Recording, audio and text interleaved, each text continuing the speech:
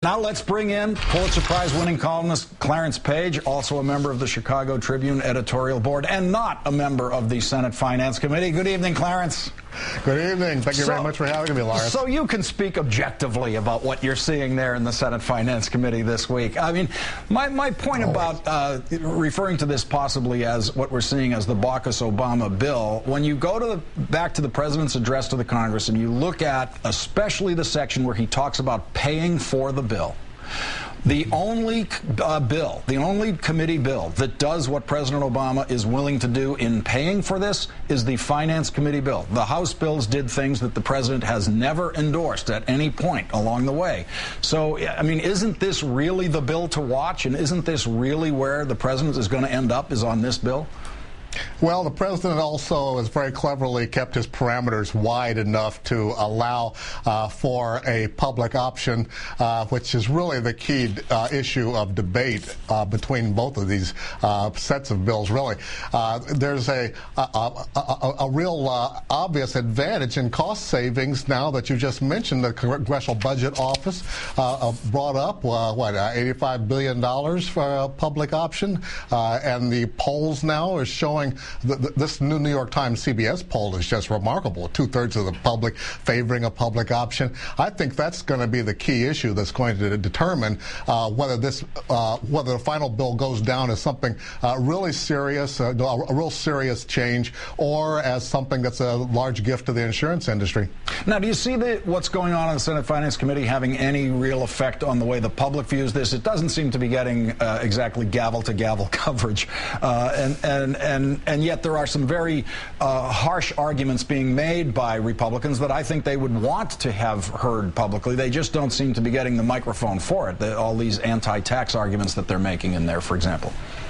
No, they don't. And I was really quite surprised by this poll because maybe being immersed in the media and media coverage as I am, I was seeing all of the town hall meetings, all of the opposition that we've heard, and of course Joe Wilson's dramatic "You Lie" demonstration there in Congress. He's a member of the House, but I think he projected an image that a lot of people are seeing for Republicans in general in the House and the Senate.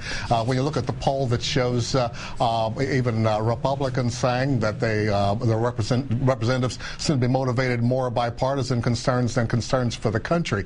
Now, as Ron Wyden said, polls are flexible. They're a day-to-day kind of thing, but that's the kind of trending that tends to indicate that the public option side is winning. One of the things that seems to hold fast in the polls, Clarence, is confusion. The majority just do not understand what's being talked about. Doesn't matter how many times the president goes out there and tries to explain it, he still has not succeeded in delivering an explanation that voters, a majority of voters, feel comfortable with. And is there anything he can do, or anything you expect this process to do as the Congress moves on this, that will help clarify for the public what it is that these guys are voting on? The polls and the focus groups indicate that a lot of people who, whether they support the public option or oppose it, are soon to be divided over what exactly it is. They don't have a clear understanding of it. Now, that appears to be gelling now, but it's important that the president or anybody else who advocates it talk about that it's a choice. You're being offered a choice between the regular private insurance companies and a government-sponsored option, government-sponsored choice, and that's the sort of thing that Americans tend to favor, because we're talking about competition here, and only through competition, as President Obama has said, can you keep the insurance companies honest and be able to have the kind of competition that keeps prices down or keeps cost savings in. The Blue Dog Democrats are really crucial here, Lawrence, and they are divided, as we heard Congresswoman Sandlin say, and they don't, but she did say they also don't have the public option as their top priority. Their top priority is cost savings. And it appears there's some wiggle room here that will enable the public option folks, both in the Senate and the House, to perhaps be able to gain some advantage next week. Quickly, Clarence, is it your sense that the president getting out of town and getting up to the United Nations and going to the G20, that actually helps somewhat on this healthcare crossfire, to get him out of the healthcare crossfire and to be shown as a world leader and to restore a little bit of confidence in his ability as a world leader that may then spill over into confidence as a healthcare leader? It doesn't hurt, especially when he's being beat up by a lot of conservative pundits who still want to cast him as some kind of an alien outsider.